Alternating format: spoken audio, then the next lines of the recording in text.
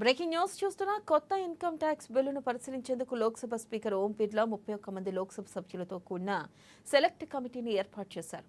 దీనికి BJP MP జయజయంత్ panda నేతృత్వం వహిస్తున్నారు.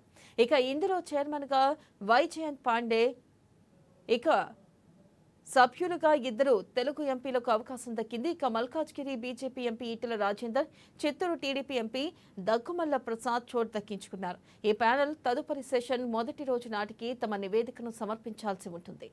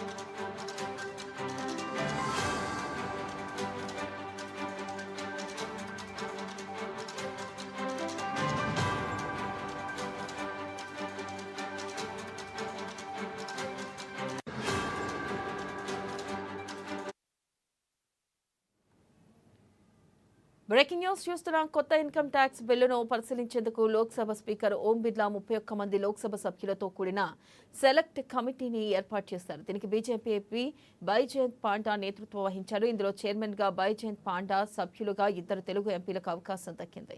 ఇక Malkajgiri BJP MP Etela Rajender, Chittoor TDP MP Daggumalla Prasad చోటు దక్కించుకున్నారు. ఇక ఈ ప్యానెల్ తదుపరి సెషన్ మొదటి రోజు నాటికి తమ నివేదికను సమర్పించాల్సి ఉంటుంది.